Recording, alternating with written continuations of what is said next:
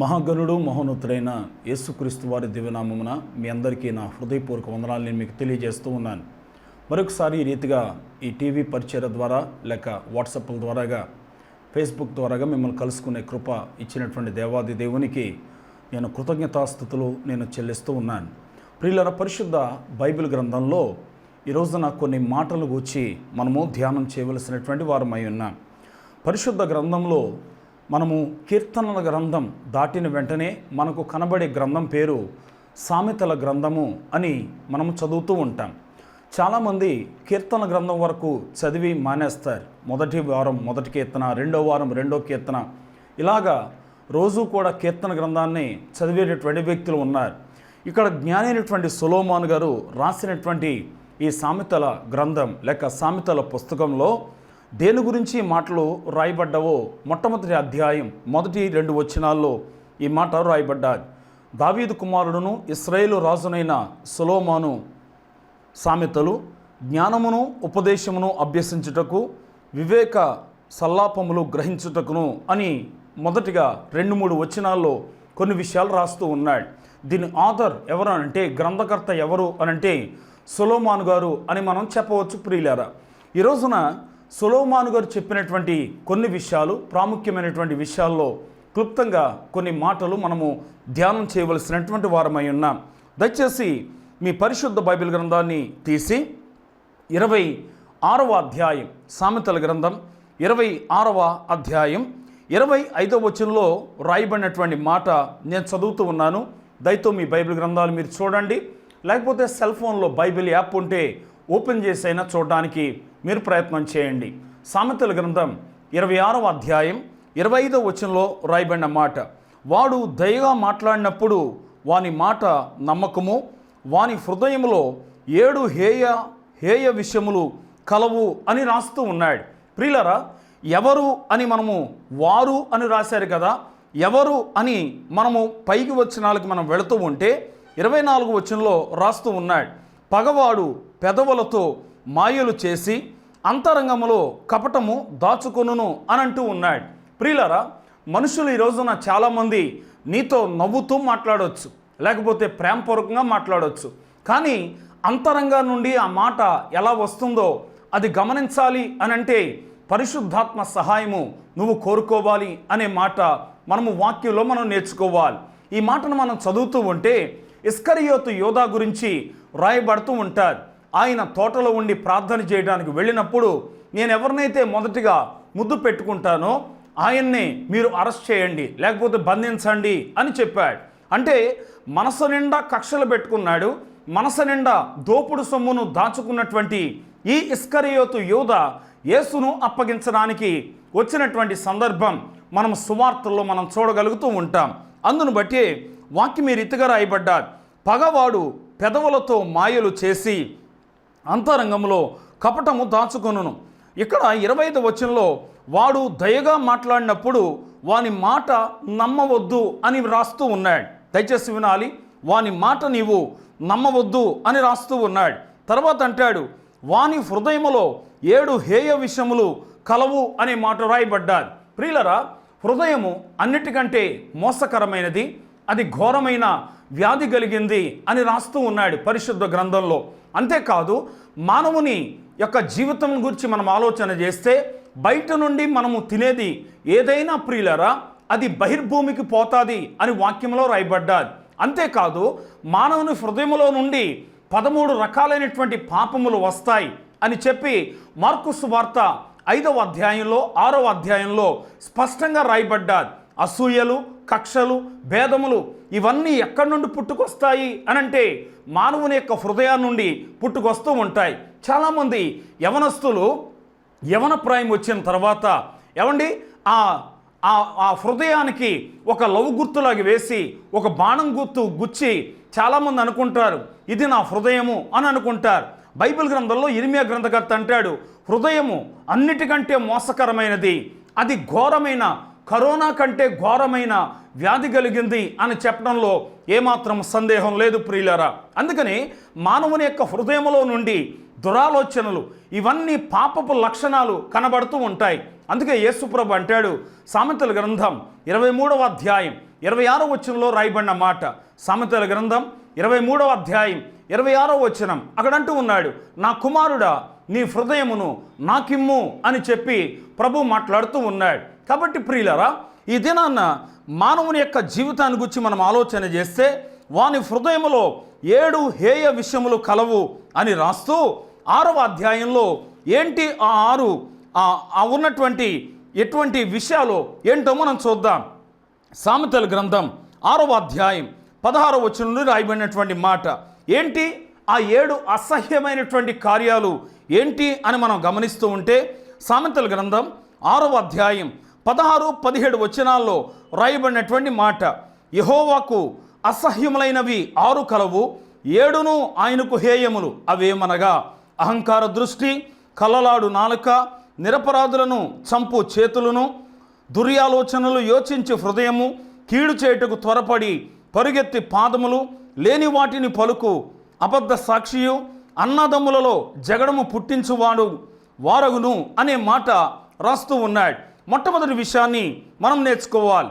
సామెతల గ్రంథం 6వ అధ్యాయం 16వ వచనంలో రాయబడిన మాట, యెహోవాకు అసహ్యమైనవి 6 కలవు, 7 ఆయనకు హేయములు అని రాయబడ్డాయి. అసహ్యము అనంటే ఏదైనా రోతను చూస్తే, లేకపోతే చెడు వాసన మనకు వస్తే ఎంత అసహ్యంగా ఫీల్ అవుతామో దేవుడు మన జీవితాన్ని చూచినప్పుడు ప్రియులారా, ఆయనకు మనలో అసహ్యమైనవి ఏవి కూడా కనపడకూడదు అని వాక్యంలో రాస్తూ ఉన్నాడు. ఇక్కడ అది ఏంటి అని మనం చదువుతూ ఉంటే అవి 7 ఆయనకు హేయములు. మొదటిది 17వ వచనం, అవి ఏవనగా అహంకార దృష్టి. ఈ రోజున ఈ వాక్యాన్ని మనం ధ్యానం చేయబోతున్నాం. అహంకారం, ప్రైడ్ అని పిలుస్తారు, అంటే గర్వించేటటువంటి వారు. 20వ కీర్తనలో అంటాడు, కొందరు గుర్రములను బట్టి, కొందరు రథములను బట్టి గర్విస్తారు. దానిని ఇప్పుడున్నటువంటి ఈ పరిస్థితికి తర్జుమా చేస్తే కొందరు మోటార్ సైకిళ్ళు బట్టి, కొందరు కార్లను బట్టి అతిశయపడతారేమో కానీ మనము మన దేవుడైన యెహోవా యందు అతిశయపడదుము అని రాయబడ్డారు. చాలామంది ఈ రోజున కులం పేరు చెప్పుకోవడానికి సిగ్గుపడరు ప్రియులారా. కులం పేరు చెప్పుకోవడానికి చాలా గర్విస్తూ ఉంటారు. నాది ఆ కులం, నాది పెద్ద కులం, నాది ఫలాని కులం, మాది వంశస్థం, లేకపోతే మేము వంశీయులం అని ఏదేదో మాట్లాడుకుంటూ ఉంటారు ప్రియులారా. కానీ క్రైస్తవత్వం అనేది కులం కాదు. వాక్యంలో పౌలు గారు అంటాడు, ఎవరైనానో క్రైస్తవుడైనందుకు అతడు గర్వించాలే కానీ అతడు ఆ పేరును బట్టి గర్వించదగిన వాడు కానీ సిగ్గుపడేవాడు మాత్రము కాదు.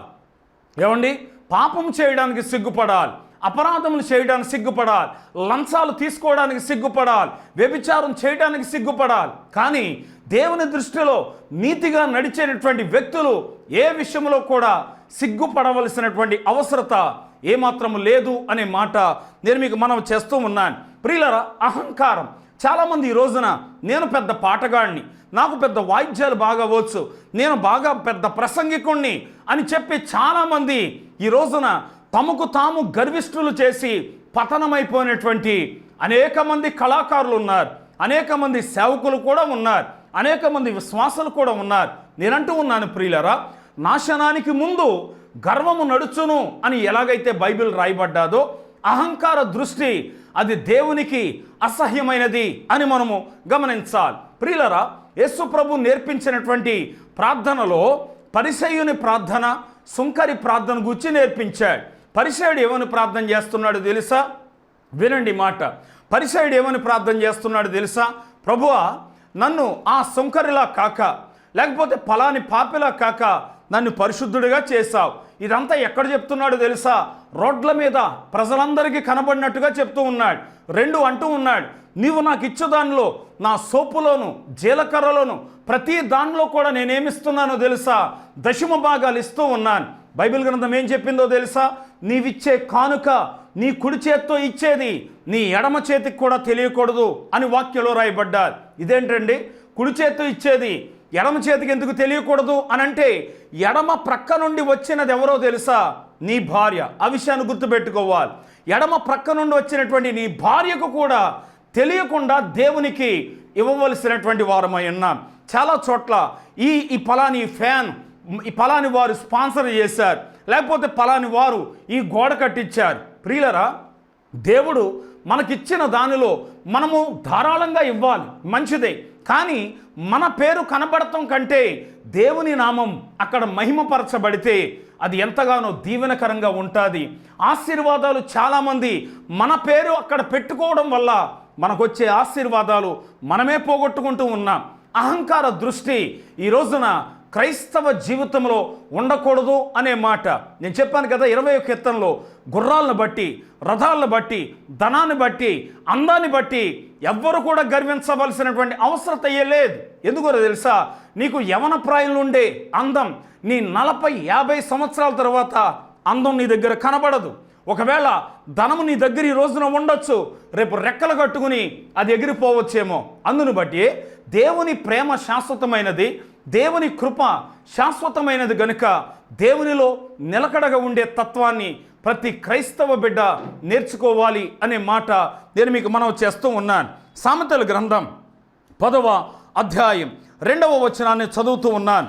సామెతల గ్రంథం 10వ అధ్యాయం 2వ వచనంలో రాయబడినటువంటి మాట ఇక్కడ రాయబడ్డది, భక్తిహీనుల ధనము వారికి లాభకరము కాదు, నీతి మరణము నుండి రక్షించును అనే మాట రాయబడ్డాది. ప్రియులరా, కోవిడ్ వచ్చిన తర్వాత, కరోనా వచ్చిన తర్వాత పేదవాళ్ళనేనా చంపింది అని అంటే కాదే. అది ఎవరైనా సమానమే, రోగానికి ఎవరైనా సమానమే.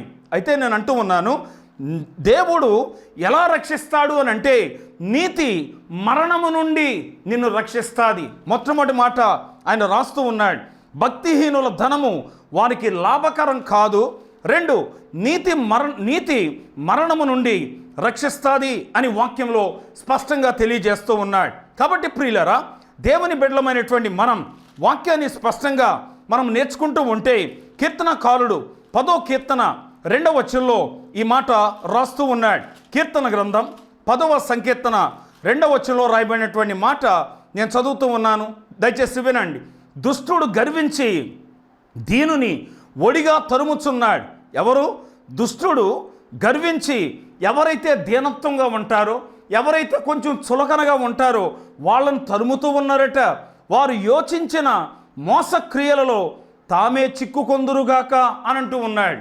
దుష్టుడు ఈ రోజును తరుముతూ ఉన్నాడు. సాతానుడి గురించి ఏం రాస్తాడో తెలుసా? దుష్టుడు ఎవడు తరుమకుండగానే పారిపోతాడు అని వాక్యంలో రాయబడ్డాడు. ఇక్కడ తరుముతూ ఉన్నాడు. ఎవడు? దుష్టుడు గర్వించి దీనిని ఒడిగా తరుముతూ ఉన్నాడు. ఈ రోజున చాలామంది రుణ బాధలు మిమ్మల్ని తరుముతూ ఉన్నాయా? కుటుంబంలో సమస్యలు నిన్ను తరుముతూ ఉన్నాయా? గర్జించు సింహములే ధైర్యంగా ఉండండి. ఎందుకో తెలుసా?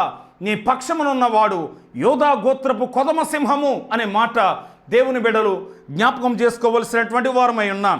ఇదే కీర్తన గ్రంథంలో 73వ సంకీర్తనలో మరొక మాట కీర్తనకారుడు రాస్తూ ఉన్నాడు.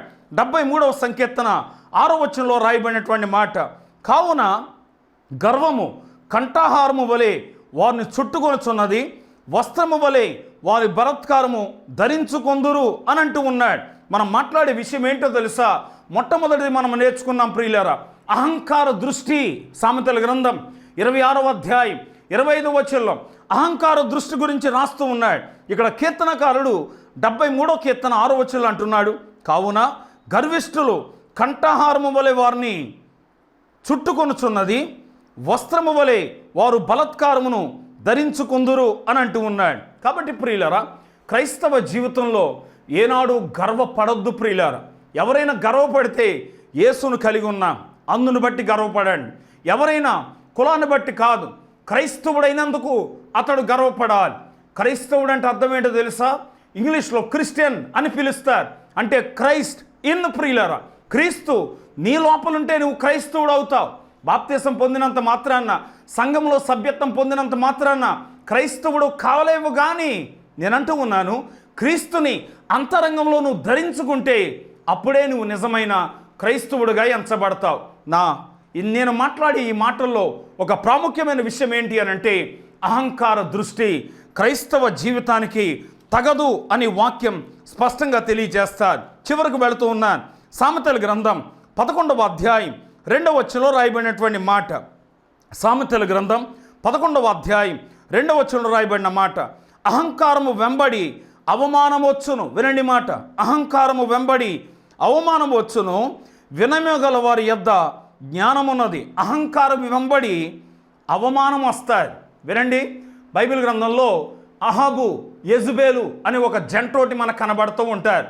ప్రియులారా, ఇంట్లో పురుషుడు పరిపాలన చేయవలసింది బదులుగా యెజబేలు అక్కడ పరిపాలన చేస్తూ ఉంటారు. ప్రియులారా, ప్రవక్తలను కూడా చంపిస్తూ ఉంటారు. అటువంటి యెజబేలు, ఆమె కూడా ఇంకా బైబిల్లో చెప్పాలి అని అంటే, మోటుగా మాట్లాడాలంటే కుక్క సావే చచ్చింది ప్రియులారా. అందుకే ఆమెకున్నటువంటి అహంకారం, ఆమెకున్నటువంటి పొగరు ఆమె మరణానికి కారణమయ్యింది. ప్రియులారా, క్రైస్తవ జీవితంలో అహంకారం కుదరదు. ఒకవేళ దేవుడు నీకు ప్రసంగం చెప్పే ఆ తలాంత్ ఇచ్చాడా, ప్రభువా ఈ కృప నాకు ఇచ్చావు, దేవుడు నీకు మంచి సంఘం ఇచ్చాడా, అందును బట్టి దేవునికి స్తోత్రం చెప్పు, ప్రార్థించే వరం ఇచ్చాడా, పాటలు పాడే వరం ఇచ్చాడా, వాయిద్యములు వాయించే వరం ఇచ్చాడా, ప్రతి దాన్ని బట్టి దేవుని స్తుతించు తప్ప అహంకారం మాత్రము ఏమాత్రము పని చేయదు అనే మాట దేవుని పిల్లలు గమనించవలసిన వారమై ఉన్నాం. అహంకార దృష్టి దేవునికి అవిధేయత చూపించేటువంటి దృష్టిగా కనబడుతూ ఉంది. కాబట్టి ప్రియులరా, ఇక్కడ సామెతల గ్రంథం 26వ అధ్యాయం 26వ వచనంలో మొట్టమొదటిగా మూలవాక్యం మనం చూసాం. చివరిగా వెళుతూ ఉన్నాను. సామెతల గ్రంథం 16వ అధ్యాయం 18వ వచనంలో రాయబడినటువంటి మాట, నాశనమునకు ముందు గర్వము నడుచును, పడిపోవుటకు ముందు అహంకారమైన మనసు నడుచును అని అంటూ ఉన్నాడు. నాశనానికి ముందు ఏం నడుస్తుంది తెలుసా? గర్వం నడుస్తుంది. చాలామందిని మనం బైబిల్ గ్రంథంలో చూపించవచ్చు. వాళ్ళు నాశనం అయిపోవడానికి కారణం ఏంటి అని అంటే, వారి ముందు గర్వం నడిచింది ప్రియులారా. వాడెంత, వీడెంత, నా బలం ముందు ఎంత అని అనుకున్నటువంటి వారు మట్టిలో కలిసిపోయారు ప్రియులారా. ధనాన్ని బట్టి గర్విస్తున్నావా? అందాన్ని బట్టి గర్విస్తున్నావా? పొలములను బట్టి గర్విస్తున్నావా? జ్ఞానాన్ని బట్టి గర్విస్తూ ఉన్నావా? అయితే నేను అంటాను, గర్వము మంచిది కాదు ప్రియులారా. ఒక ఉదాహరణ చెప్పి నేను ముగిస్తాను. ఈ 5 వేళ్ళలో ఏ వేలు పెద్దది అని అంటే మధ్య వేలు అని చెప్పవచ్చు. కానీ ప్రియులారా, ఈ 5 వేళ్ళలో ఒకటి బొటన వేలు, ఒకటి చూపుడు వేలు, ఒకటి మధ్య వేలు, ఒకటి ఉంగరపు వేలు, ఒకటి చిటికినటువంటి వేలు. కానీ ఒక్కసారి ఇలా పిడికిలు బిగించిన వెంటనే వేళ్ళన్నీ కూడా ఏమవుతాయో తెలుసా? సమానమైపోతూ ఉంటాయి. క్రైస్తవ జీవితంలో సంఘము అన్న తర్వాత, దేవుని పిల్లలు అన్న తర్వాత అందరము క్రీస్తులో ఏమై ఉండాలో తెలుసా? సమానమై ఉండాలి. ఈ ఉదాహరణ మీకు అర్థమయ్యేలా అవుతుందని నేను అనుకుంటూ ఉన్నాను. చాలామంది, నేను సంఘ పెద్దనండి, నేను సంఘంలో ట్రెజరర్ని, నేను సంఘంలో అది ఇది. దేవుడు నీకు ఇస్తే వచ్చింది ప్రియులారా. ఇచ్చిన దాన్ని సద్వినియోగం చేసుకోకపోతే దేవుడు గెంటేస్తాడు. నీ స్థానంలో దేవుడు వేరొక వారిని నిలబెడతాడు. అది కాపరైనా సరే, సంఘ పెద్ద అయినా సరే, ఎవరైనప్పటికీ గర్వము మంచిది కాదు. అహంకార దృష్టి దేవునికి విరుద్ధమైంది గనుక అహంకారం విడిచిపెట్టుకుందాం. దేవుని పిల్లలమైనందుకు గర్విద్దాం. శ్రమలు వచ్చినా మేము దేవుని పిల్లలము అని చెప్పండి. ఒకవేళ నీకొచ్చే రాయితీలు రావు అని చెప్పినా మేము దేవుని పిల్లలం. ఆకాశ పక్షులను చూడండి, ఆ విత్తవు, కోయవు, కొట్లలో కూర్చుకొనవు, మీరు వాటికంటే శ్రేష్ఠులు అని చెప్పినటువంటి దేవుడు మనల్ని ఏదో ఒక రీతిగా ఆ ఏలియాను కాకులతో పెంచినట్టుగా పెంచలేడంటారా? కాబట్టి అహంకారం మనకు తగదు. దేవుడు నీకు ఏదైనా తలాంతు ఇస్తే ఆ తలాంతును దేవుని మహిమార్థం వాడండి. అహంకారం విడిచిపెట్టండి. నేను ప్రార్థనాపరుణ్ణి, పెద్ద ప్రసంగికుణ్ణి, నేను వాయిద్యకారుణ్ణి, నేను పెద్ద పాటగాడిని అని ఒకవేళ గర్వించావా, దేవుడు నీ దగ్గర ఉన్న తలాంతును తీసేసి దేవుడు దీనులకు దానిని అనుగ్రహిస్తాడు, లేకపోతే ఇస్తాడు అనే మాట నేను మీకు మనవి చేస్తూ ఉన్నాను. కాబట్టి 7 విషయాల్లో మొట్టమొదటి విషయం మాట్లాడాం. అహంకారము క్రైస్తవ జీవితానికి అది మంచిది కాదు. తను తాను తగ్గించుకుని వాడు ఏం చేయబడతాడు? హెచ్చింపబడతాడు అని వాక్యంలో రాయబడ్డది కనుక తగ్గించుకుందాం. తగ్గింపు జీవితాన్ని మనం కలిగి ఉందాం. అట్టి కృప పరిశుద్ధుడైన దేవుడు మనందరికీ కూడా దేవుడు దయచేయునుగాక. ఆమేన్. ప్రార్థన చేసుకుందాం. ప్రేమ కలిగిన మా తండ్రి, మహోన్నతుడైన దేవ, నీ నామానికి వందనాలు, స్తోత్రాలు. నీ వాక్యంలో ఉన్నటువంటి సారాంశాన్ని మీరు మాకు నేర్పించారు. మా తండ్రి, అహంకార దృష్టి కలిగినటువంటి వారిని నువ్వు ఒప్పుకునే దేవుడు కాదు. తను తాను తగ్గించుకున్నవాడు హెచ్చింపబడినని వాక్యం సెలవిచ్చినటువంటి ప్రకారం ప్రతి దేవుని బిడలుగా పిలువబడుతున్న ప్రతి వ్యక్తి కూడా, వారు పెద్దలైన, సేవకులైన, సంఘ సభ్యులైన ఎవరైనప్పటికీ తగ్గింపు జీవితాన్ని కలిగి కుటుంబ వ్యవస్థలో ఒకరినొకరు తగ్గింపు జీవితాన్ని కలిగి నీ నామమును హెచ్చించు వారిగా చేయమని ప్రార్థిస్తూ ఉన్నాం. వాక్యం విన్నటువంటి బిడ్డలందరి జీవితాల్లో మీ కార్యాలు మీ నామములో నెరవేర్చండి. తిరిగి మా తండ్రి దేవా ఏప్రిల్ మాసం విడిచిపెట్టి దేవా మే మాసంలోనికి మేము వెళుతూ ఉన్నాం. హోషే ద్వారాగా మీరు పలికిన రీతిగా మహా ఎండకు కాలిన అరణ్యంలో నిన్ను స్నేహించిన వాడను నేనే అని ప్రకటన చేసిన రీతిగా మా తండ్రి ఈ భయంకరమైన వేడి గాలులలో మా తండ్రి ఈ వడగాల్పులలో మా తండ్రి బిడ్డలను ప్రమాదాల నుండి తప్పించమని ప్రార్థన చేస్తూ ఉన్నాం. వాక్యం విన్న బిడ్డలందరినీ ఆశీర్వదించండి. వారి వారి కుటుంబంలో ఉన్న ప్రతి అవసరతను తీర్చండి. చాలామంది బిడ్డలు పరీక్షలు రాశారు, కొంతమందికి ఫలితాలు వచ్చాయి, ఇంకా కొంతమంది మా తండ్రి తిరిగి రాయిపోతూ ఉన్నారు. దయతో వారికి కూడా మీ నామంలో సహాయం అనుగ్రహించమని ప్రార్థన చేస్తూ ఉన్నాం. సేవ చేస్తున్న సేవకులను, సువార్థికులను, వారి వారి సంఘాలన్నిటినీ ఆశీర్వాదకరంగా మార్చండి. ఈ టీవీ పరిచయ ద్వారాగా ప్రార్థన చేస్తూ ఉన్నాం మా తండ్రి. మా దేశమును, మా రాష్ట్రాన్ని, మా జిల్లాను, మా నియోజకవర్గాన్ని, మా గ్రామాన్ని పరిపాలిస్తున్న నాయకులందరినీ కూడా మీ నామములో దీవించమని ప్రార్థిస్తూ ఉన్నాను. నీ రాకడకు సూచనలు మా తండ్రి ఎన్నో నెరవేర్చబడుతున్నాయి. భయంకరమైనటువంటి మా ప్రభువా వరదల చేత, భయంకరమైనటువంటి తుఫానుల చేత దుబాయ్, చైనా ప్రాంతాల్లో విస్తారమైనటువంటి జనములు అనేక మంది చనిపోతూ ఉన్నారు. దయతో ఆ బిడ్డలను మీ నామంలో కాపాడమని ప్రార్థన చేస్తూ ఉన్నాం. నీ కృప ద్వారాగా మా తండ్రి మా దేశమును పరిపాలిస్తున్నటువంటి నాయకులందరికీ కూడా మంచి జ్ఞానాన్ని ఇవ్వండి. దేవా మా దేశ సరిహద్దులో కావలిగా ఉన్న మిలిటరీ సిబ్బంది వారి కొరకు, బిఎస్ఎఫ్ వారి కొరకు ప్రార్థన చేస్తూ ఉన్నాం. బిడ్డలకు క్షేమాన్ని దయచేయండి. దేశాన్ని ఆర్థికంగా, ఆరోగ్యపరంగా మీరు అభివృద్ధిలోనికి నడిపించమని ప్రార్థిస్తూ ఉన్నాం. మా తండ్రి నీ రాకడ దినాలు సమీపంగా ఉన్నాయి. ప్రవచన నెరవేర్పులు జరుగుతూ ఉన్నాయి. ప్రతి బిడ్డ అలంకరింపబడిన వధువుగా సిద్ధపడడానికి సహాయం అనుగ్రహించమని ప్రార్థన చేస్తున్నాం. ఆరోగ్య క్షేమాల కొరకు ప్రయాసపడుతున్న డాక్టర్స్ కొరకు, లా అండ్ ఆర్డర్ విషయంలో ప్రయాసపడుతున్న పోలీస్ డిపార్ట్మెంట్ కొరకు, నర్సింగ్ స్టాఫ్ కొరకు, వాలంటీర్స్ కొరకు, పారిశుద్ధ కార్మికుల కొరకు, అందరి కొరకు ప్రార్థన చేస్తూ ఉన్నాం. వీళ్ళందరికీ క్షేమాన్ని దయచేయండి. కుటుంబాలను విడిచి ఇతర రాష్ట్రాల్లో, ఇతర దేశాల్లో పనిచేసుకోవడానికి వెళ్ళినటువంటి బిడ్డలకు క్షేమాన్ని అనుగ్రహించండి. వారి వారి కుటుంబంలో నిశ్చయముగా వారి చేతుల కష్టార్జితం వారు అనుభవించుదురుగా కానీ ప్రార్థిస్తూ ఉన్నాం. మా తండ్రి మరొకసారి మమ్మల్ని అందరినీ కూడా నీ బలిష్టమైన చేతులకు అప్పగించుకుంటూ దేవా ప్రతి కుటుంబాన్ని ఆశీర్వదించమని యేసునామమున ప్రార్థించి వేడుకుంటూ ఉన్నాము తండ్రి. ఆమేన్. తండ్రి అయిన దేవుని ప్రేమ, కుమారుడైన యేసుక్రీస్తు వానికి కృప, పరిశుద్ధాత్మ అన్యోన్య సహవాసం, ఆదరణ, సహాయం ఈ దినాన వాక్యం విన్న దేవుని బిడ్డలైన మీ అందరికీ నాకును ఆయన కృపాతోడే నడిపించునుగాక. ఆమేన్. ప్రియులరా, నా ఫోన్ నెంబర్ 8008007410. ప్రార్థన అవసరతల కొరకు, వాక్య సలహాల కొరకు సంప్రదించండి. తప్పనిసరిగా మీకు సమాధానం ఇవ్వడానికి నేను ప్రయత్నం చేస్తాను. దేవుడు మిమ్మల్ని దీవించునుగాక. ఆమేన్.